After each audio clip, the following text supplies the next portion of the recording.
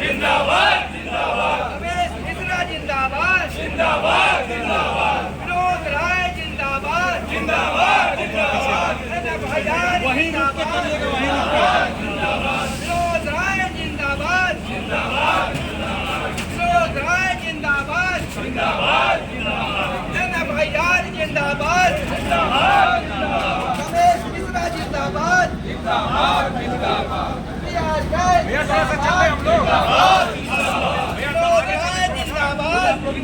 आगे बढ़ जाइए लेडीज को इधर जिंदाबाद भाईजान जिंदाबाद जिंदाबाद जिंदाबाद भाईजान जिंदाबाद डॉक्टर रघुजा जिंदाबाद भाईजान जिंदाबाद दिल्ली चलो चलो दिल्ली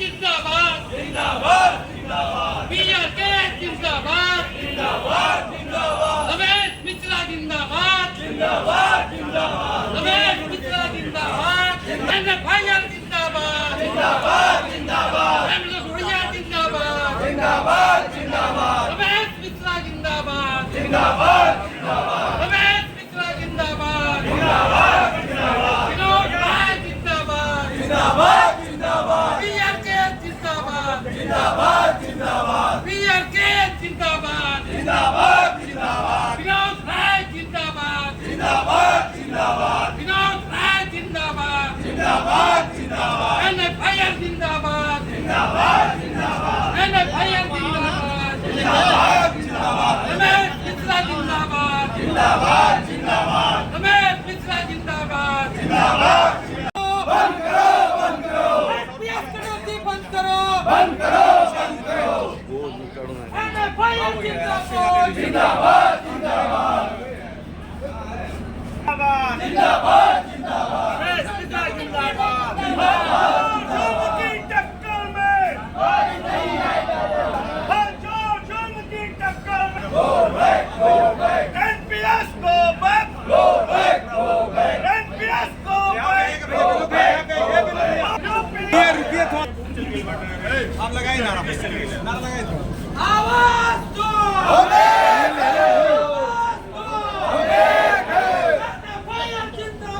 जिंदाबाद जिंदाबाद जिंदाबाद जिंदाबाद जिंदाबाद बोलिए बोलिए बीआरके जिंदाबाद जिंदाबाद जिंदाबाद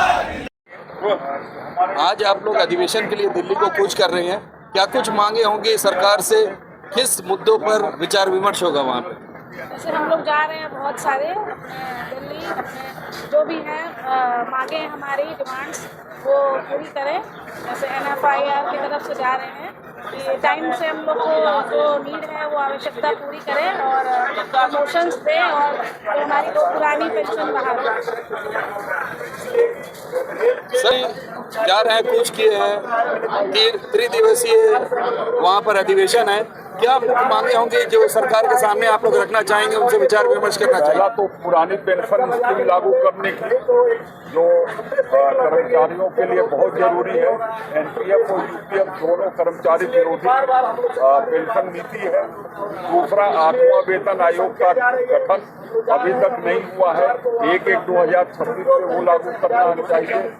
सरेंडरिंग ऑफ पोस्ट, संसाधन बढ़ रहे हैं लेकिन पदों का सरेंडरिंग किया जा रहा है और प्राइवेटाइज करने की जो प्रक्रिया चल रही है उससे देश और रेल दोनों का बहुत नुकसान हो रहा है, उसको बंद करने का भी आह्वान है। 18 महीने का जो एरियर है उसके भुगतान की बात, बोनस सीलिंग लगाया हुआ है 7,000 रुपीज, उसको खत्म करने के लिए।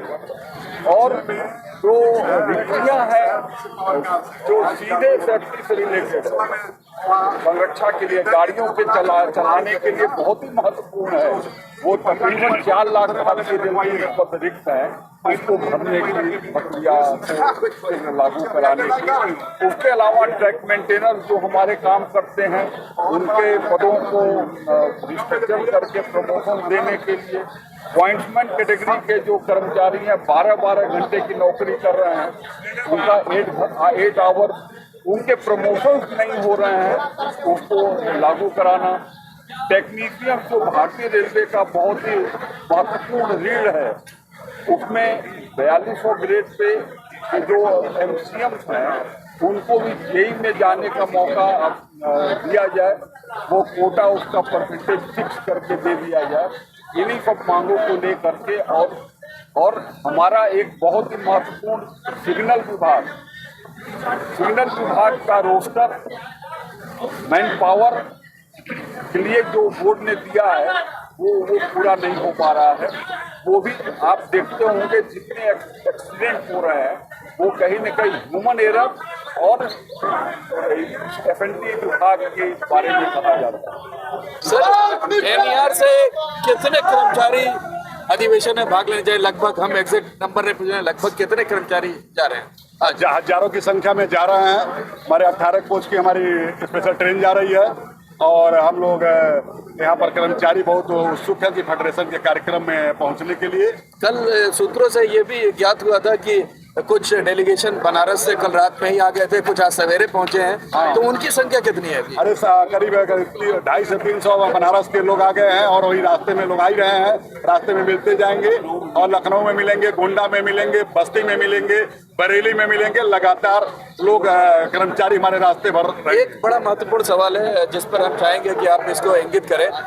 इतनी संख्या में अगर कर्मचारी जा रहे हैं तो यहाँ पर काम कुछ हैम्पर नहीं होने की उम्मीद है? नहीं, हैम्पर नहीं होता कि सब लोगों के अपनी छुट्टी पर जा रहे हैं, अपना जो ऑन ड्यूटी पास मिला हुआ है स्पेयर होकर के जा रहे हैं। ऐसा नहीं है, रेल बड़ी बहुत संस्था है। अभी पूरे भारतवर्ष से कन्वेंशन हो रहा है, 18 स्पेशल ट्रेनें आ रही हैं, कोई असर नहीं पड़ेगा क्योंकि अपनी खुद का कर्मचारी अपने छुट्टी दे कर करके, अपना प्रिविलेज पास दे कर करके तब जा रहा है। रेल का कोई नुकसान नहीं, अपना नुकसान करके अपना छुट्टी, अपना पास ये दे करके जा रहा है। हमारा यूनियन जो है संस्कारिक यूनियन है, हमारा रूल को फॉलो करने वाला यूनियन है। इस नाते हम लोग कभी भी रेल का नुकसान नहीं करते हैं।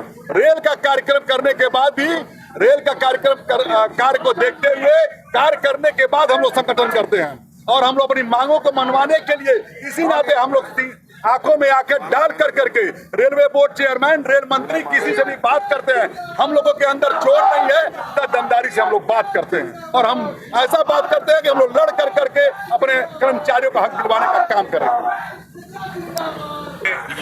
यूथ के प्रेसिडेंट आप हैं जी।